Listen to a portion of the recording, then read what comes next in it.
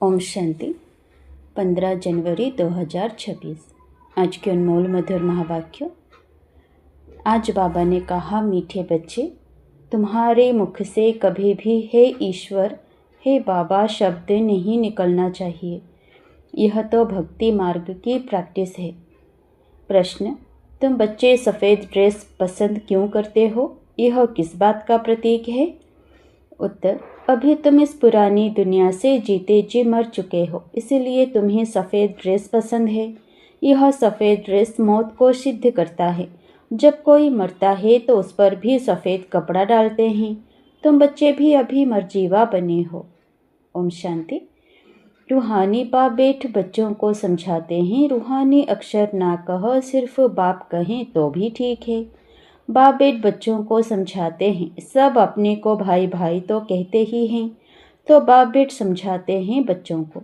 सभी को तो नहीं समझाते होंगे, सब अपने को भाई भाई कहते ही हैं। गीता में लिखा हुआ है, भगवान उवाच। अब भगवान उवाच किसके प्रति? भगवान के हैं सब बच्चे। वह बाप है तो भगवान के बच्चे सब ब्रदर्स हैं। भगवान ने ही समझाया होगा, राजयोग सिखाया होगा। अभी तुम्हारी बुद्धि का ताला खुला हुआ है। दुनिया में और किसी के भी ऐसे ख्यालात नहीं चल सकते। जिन जिन को संदेश मिलता जाएगा वह स्कूल में आते जाएंगे, पढ़ते जाएंगे, समझेंगे। प्रदर्शनी तो देखी, अब जाकर कुछ ज़्यादा सुने। पहली मुख्य बात है ज्ञान का सागर, पतित पावन गीता ज्ञान दाता श्री भगवान उवाच। पहले उनको यह पता पड़े कि इन्हों को सिखलाने वाला अथवा समझाने वाला कौन है। वह सुप्रीम सोल, ज्ञान का सागर, निराकार है। वह तो है ही सत्य, ट्रूथ। वह सत्य ही बताएंगे, फिर उसमें और कोई प्रश्न उठ नहीं सकता। पहले तो इस पर समझाना है। हमको परमपिता परमात्मा ब्रह्मा द्वारा राजयोग सिखलाते हैं। यह राजाई पद है, जिसको निश्चय हो जाएगा कि जो सबका बाप है वह पारलौकिक बाप बेट समझाते हैं, वही सबसे बड़ी अथॉरिटी है।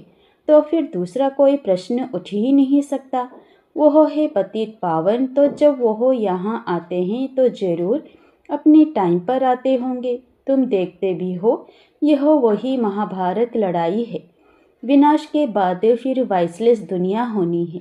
यह है विशेष दुनिया। यह मनुष्य नहीं जानते कि भारत ही वाइसलेस था। कुछ भी बुद्धि चलती नहीं। गोदरेज का ताला लगा हुआ है, उसकी चाबी एक बाप के पास ही है, इसलिए उनको ही ज्ञानदाता, दिव्य चक्षु विधाता कहा जाता है। ज्ञान का तीसरा नेत्र देते हैं। यह किसी को पता नहीं है कि तुमको पढ़ाने वाला कौन है। दादा समझ लेते हैं तब टीका करते हैं, कुछ न कुछ बोलते हैं। इसीलिए पहली बात ही यह समझाओ। इसमें लिखा हुआ भी है, शिव भगवान उवाच, वह तो है ही ट्रुथ। बाप समझते हैं मैं पतित पावन शिव हूँ, मैं परमधाम से आया हूँ इन सालिग्रामों को पढ़ाने। बाप है ही नॉलेजफुल, सृष्टि के आदि मध्य अंत का राज समझाते हैं। यह शिक्षा अभी तुमको ही बेहद के बाप से मिल रही है। वही सृष्टि के रचयिता हैं, पतित सृष्टि को पावन बनाने वाले हैं। बुलाते भी हैं, हे पतित पावन आओ, तो पहले उसका ही परिचय देना है। उस परमपिता परमात्मा के साथ आपका क्या संबंध है? वह है ही सत्य। नर से नारायण बनने की सत्य नॉलेज देते हैं। बच्चे जानते हैं बाप सत्य है, बाप ही सचखंड बनाते हैं। तुम नर से नारायण बनने यहाँ आते हो। बैरिस्टर पास से जाएंगे तो समझेंगे हम बैरिस्टर बनने आए हैं। अभी तुमको निश्चय है कि हमें भगवान पढ़ाते हैं। कई निश्चय करते भी हैं, फिर संशय बुद्धि हो जाते हैं तो उनको सब मनुष्य कहते हैं। तुम तो कहते थे भगवान पढ़ाते हैं, फिर भगवान को छोड़ क्यों आए हो?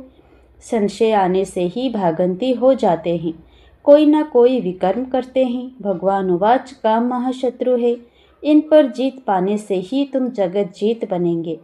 जो पावन बनेंगे वही पावन दुनिया में चलेंगे। यहाँ है ही राजयोग की बात, तुम जाकर वहाँ राजाई करेंगे। बाकी जो भी आत्माएं हैं वह अपना हिसाब किताब चुकते कर वापस अपने घर चली जाएंगी।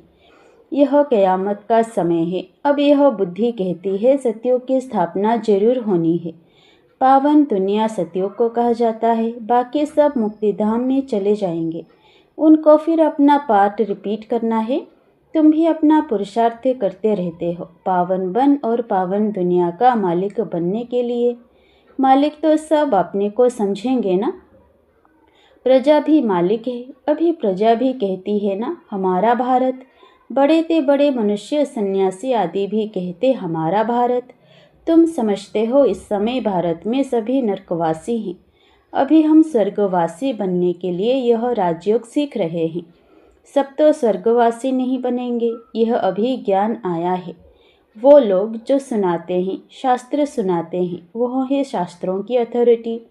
बाप कहते हैं यह भक्ति मार्ग के वेद शास्त्र आदि सब पढ़ने से सीढ़ी नीचे उतरते जाते हैं। यह सब है भक्ति मार्ग। बाप कहते हैं जब भक्ति मार्ग पूरा होगा तभी मैं आऊँगा। मुझे ही आकर सब भक्तों को भक्ति का फल देना है। मेजॉरिटी तो भक्तों की है। सब पुकारते रहते हैं ना हे गॉड फादर। भक्तों के मुख से ओ गॉड फादर, हे भगवान जरूर निकलेगा। अब भक्ति और ज्ञान में तो फर्क है। तुम्हारे मुख से कभी हे ईश्वर, हे भगवान यह अक्षर नहीं निकलेंगे। मनुष्यों को तो यह आधा कल्प की प्रैक्टिस पड़ी हुई है। तुम जानते हो वह तो हमारा बाप है। तुमको हे बाबा थोड़े ही करना है। बाप से तो तुमको वर्षा लेना है। पहले तो यह निश्चय है हम बाप से वर्षा लेते हैं। बाप बच्चों को वर्षा लेने का अधिकारी बनाते हैं। यह तो सच्चा बाप है ना। बाप जानते हैं यह हमारे बच्चे हैं जिन्हों को हम ज्ञान अमृत पिलाए, ज्ञान चिता पर बिठाए, घोर नींद से जगाए स्वर्ग में ले जाता हूँ। बाप ने समझाया है आत्माएं वहाँ शांति धाम और सुखधाम में रहती हैं। सुखधाम को कहा जाता है वॉइसलेस वर्ल्ड। संपूर्ण निर्विकारी देवताएं हैं ना, और वह है स्वीट होम। तुम जान गए हो कि हमारा होम वह है। हम एक्टर्स उस शांति धाम से आते हैं यहाँ पाठ बजाने। हम आत्माएं यहाँ के रहवासी नहीं है। वह एक्टर्स यहाँ के रहवासी होते हैं। सिर्फ घर से आकर ड्रेस बदलकर पाठ बजाते हैं। तुम तो समझते हो हमारा घर शांति धाम है। वहाँ हम फिर वापस जाते हैं। जब सभी एक्टर्स स्टेज पर आ जाते हैं तब फिर बाप आकर सभी को ले जाएंगे। इसलिए उनको लिबरेटर, गाइड भी कहा जाता है। दुख हरता सुख करता है तो इतने सब मनुष्य कहाँ जाएंगे। विचार करो, पतित पावन को बुलाते हैं किस लिए? अपनी मौत के लिए। दुख की दुनिया में रहने नहीं चाहते हैं, इसलिए कहते हैं घर चलो। यह सब मुक्ति को ही मानने वाले हैं। भारत का प्राचीन राजयोग भी कितना मशहूर है। विलायत में भी जाते हैं प्राचीन राजयोग सिखलाने। वास्तव में हठयोगी तो राजयोग जानते ही नहीं। उन्हों का योग ही रोंग है। इसलिए तुम्हें जाकर सच्चा राजयोग सिखाना है। मनुष्य को सन्यासियों की कफनी देख उन्हों को कितना मान देते हैं।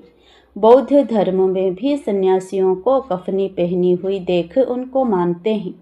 सन्यासी तो बाद में होते हैं।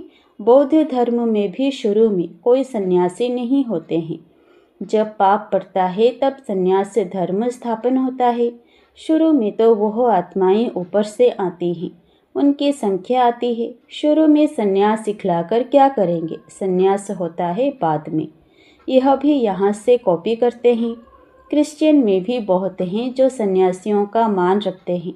कफनी की जो परवाहिश है वह हठयोगियों की है। तुमको तो घर बार छोड़ना नहीं है, न कोई सफ़ेद कपड़े का बंधन है, परंतु सफ़ेद अच्छा है। तुम भट्टी में रहे हो तो ड्रेस भी यह हो गई है। आजकल सफ़ेद बहुत पसंद करते हैं। मनुष्य मरते हैं तो भी सफ़ेद चादर डालते हैं। तुम भी अभी मरजीवा बने हो तो सफ़ेद ड्रेस अच्छी है। तो पहले कोई को भी बाप का परिचय देना है। दो बाप हैं। यह बातें समझने में टाइम लेते हैं। प्रदर्शनी में इतना समझा नहीं सकेंगे। सतयुग में होता है एक बाप। इस समय तुमको 3 बाप हैं, क्योंकि भगवान आते हैं प्रजापिता ब्रह्मा के तन में। वह भी तो बाप है सबका। लौकिक बाप भी है। अच्छा, अब तीनों बाप से ऊंच वर्षा किसका? निराकार बाप वर्षा कैसे दे? वह फिर देते हैं ब्रह्मा द्वारा। इस चित्र पर तुम बहुत अच्छी रीति समझा सकते हो। शिव बाबा निराकार है और यह है प्रजापिता ब्रह्मा आदि देव, ग्रेट ग्रेट ग्रैंडफादर। बाप कहते हैं मुझे शिव को तुम ग्रेट ग्रेट ग्रैंडफादर नहीं कहेंगे, मैं सभी का बाप हूँ। यह है प्रजापिता ब्रह्मा, तुम हो गए सब बहन भाई। भल स्त्री पुरुष हैं पत्थर बुद्धि से जानते हैं हम भाई बहन हैं, बाप से वर्षा लेते हैं। भाई बहन आपस में क्रिमिनल असल्ट कर ना सके। अगर दोनों की आपस में विकारी दृष्टि खींचती है तो फिर गिर पड़ते हैं, बाप को भूल जाते हैं। बाप कहते हैं तुम हमारा बच्चा बन फिर मुंह काला करते हो। बेहद का बाप बच्चों को बेट समझाते हैं। तुमको यह नशा चढ़ा हुआ है, जानते हो गृहस्थ व्यवहार में भी रहना है, लौकिक संबंधियों को भी मुंह देना है, तोड़ निभाना है। लौकिक बाप को तो तुम बाप कहेंगे ना, उनको तो तुम भाई नहीं कह सकते हो। ऑर्डिनरी वे में बाप को बाप ही कहेंगे, बुद्धि में है यह हमारा लौकिक बाप है। ज्ञान तो है ना, यह ज्ञान बड़ा विचित्र है। आजकल करके नाम भी ले लेते हैं, परंतु कोई विजिटर आदि बाहर के आदमी के सामने भाई कह दो तो वह समझेंगे इनका माथा खराब हुआ है। इसमें बड़ी युक्ति चाहिए। तुम्हारा गुप्त ज्ञान है, गुप्त संबंध है, इसमें बड़ा युक्ति से चलना है। लेकिन एक दो को रिगार्ड देना अच्छा है, लौकिक से भी तोड़ निभाना है। बुद्धि चली जानी चाहिए ऊपर। हम बाबा से वर्षा ले रहे हैं, बाकी चाचे को चाचा, बाप को बाप कहना पड़ेगा। जो बीके नहीं बने हैं तो वह भाई बहन नहीं समझेंगे। जो ब्रह्मा कुमार कुमारियां बने हैं वही इन बातों को समझेंगे। बाहर वाले तो पहले सुनकर चमकेंगे। इसमें समझने की बड़ी अच्छी बुद्धि चाहिए। बाप तुम बच्चों की विशाल बुद्धि बनाते हैं, तुम पहले हद की बुद्धि में थे, अब बुद्धि चली जाती है बेहद में। हमारा वह बेहद का बाप है, यह सब हमारे भाई बहन हैं। बाकी संबंध में तो बहू को बहू, सासू को सासू ही कहेंगे, बहन थोड़े ही कहेंगे। आते तो दोनों हैं। घर में रहते भी बड़ी युक्ति से चलना होगा। लोक संग्रह को भी देखना पड़ता है, नहीं तो वह लोग कहेंगे यह पति को भाई, सासू को बहन कह देते। यह क्या सीखते हैं? यह ज्ञान की बातें तो तुम ही जानो और ना जाने कोई। कहते हैं ना तुम्हारी गतिमति तुम ही जानो। अब तुम उसके बच्चे बने हो तो तुम्हारी गतिमत तुम ही जानो। बड़ा संभल कर चलना पड़ता है, कहाँ कोई मूंझे नहीं। तो प्रदर्शनी में भी तुम बच्चों को पहले पहले यह समझाना है कि हमको पढ़ाने वाला भगवान है। अब बताओ वह कौन है, निराकार शिव या श्री कृष्ण? शिव जयंती के बाद फिर आती है श्री कृष्ण जयंती, क्योंकि बाप राजयोग सिखलाते हैं। बच्चों की बुद्धि में आया ना, जब तक शिव परमात्मा ना आए शिव जयंती मना ना सकें। जब तक शिव आकर कृष्णपुरी स्थापन ना करे तो श्री कृष्ण जयंती भी कैसे मनाई जाए? श्री कृष्ण का जन्म तो मनाते हैं, परंतु समझते थोड़े ही हैं। श्री कृष्ण प्रिंस था तो जरूर सतयुग में प्रिंस होगा ना, देवी देवताओं की राजधानी होगी। सिर्फ एक श्री कृष्ण को तो बादशाही नहीं मिली होगी, जरूर कृष्णपुरी होगी ना। कहते भी हैं कृष्णपुरी और यह है कंसपुरी। कंसपुरी खत्म हुई फिर कृष्णपुरी स्थापन हुई ना, होती भारत में ही है। नई दुनिया में थोड़े ही यह कंस आदि हो सकते हैं। कंसपुरी कहा जाता है कलयुग को। यहाँ तो देखो कितने मनुष्य हैं, सतयुग में थोड़े होते हैं। देवताओं ने कोई लड़ाई नहीं की, कृष्णपुरी कहो अथवा विष्णुपुरी कहो, देवीय संप्रदाय कहो, आसुरी संप्रदाय यहाँ है। बाकी ना देवताओं और असुरों की लड़ाई हुई, ना कौरवों पांडवों की हुई है। तुम रावण पर जीत पाते हो। बाप कहते हैं इन 5 विकारों पर जीत पहनो तो तुम जगत जीत बन जाएंगे। इसमें कोई लड़ना नहीं है, लड़ने का नाम ले तो हिंसा हो जाए। रावण पर जीत पानी है, परंतु नॉन वायलेंस से। सिर्फ बाप को याद करने से हमारे विक्रम विनाश होते हैं। लड़ाई आदि की कोई बात नहीं। बाप कहते हैं तुम तमो प्रधान बन गए हो, अब फिर तुमको सतो प्रधान बनना है। भारत का प्राचीन राजयोग मशहूर है। बाप कहते हैं मेरे साथ बुद्धि का योग लगाओ तो तुम्हारे पाप भस्म होंगे। बाप पतित पावन है तो उनसे बुद्धि योग लगाना है, तब तुम पतित से पावन बन जाएंगे। अब प्रैक्टिकल में तुम उनके साथ योग लगा रहे हो, इसमें लड़ाई की कोई बात नहीं है। जो अच्छी रीति पढ़ेंगे और बाप के साथ योग लगाएंगे वही बाप से वर्षा पाएंगे। अच्छा, मीठे मीठे सिकिलधे बच्चों प्रति माता पिता बाप दादा का याद प्यार और गुड मॉर्निंग। रूहानी बाप की रूहानी बच्चों को नमस्ते।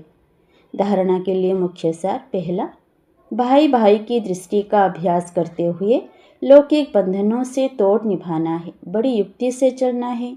विकारी दृष्टि बिल्कुल नहीं जानी चाहिए। क़यामत के समय संपूर्ण पावन बनना है।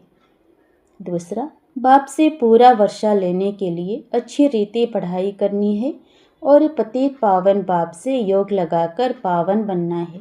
वरदान, अपनी संपूर्णता के आधार पर समय को समीप लाने वाले मास्टर रचयिता भव। समय आपकी रचना है, आप मास्टर रचयिता हो। रचयिता रचना के आधार पर नहीं होते, रचयिता रचना को अधीन करते हैं। इसलिए यह कभी नहीं सोचो कि समय आपे ही संपूर्ण बना देगा। आपको संपूर्ण बन समय को समीप लाना है।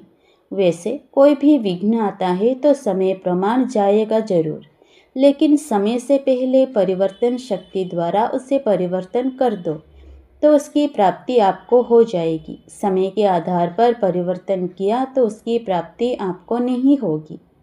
स्लोगन, कर्म और योग का बैलेंस रखने वाले ही सच्चे कर्म योगी हैं। अव्यक्त इशारे, इस अव्यक्त मास में बंधन मुक्त रह जीवन मुक्त स्थिति का अनुभव करो। जब तक कर्मेंद्रियों का आधार है तो कर्म तो करना ही है, लेकिन कर्म बंधन नहीं, कर्म संबंध। जीवन मुक्त अवस्था अर्थात सफलता भी ज़्यादा और कर्म का बोझ भी नहीं। जो मुक्त हैं वो सदा ही सफलता मूर्त हैं। जीवन मुक्त आत्मा सदा फलक से कहेगी कि विजय निश्चित है, सफलता जन्मसिद्ध अधिकार है। अच्छा, ओम शांति।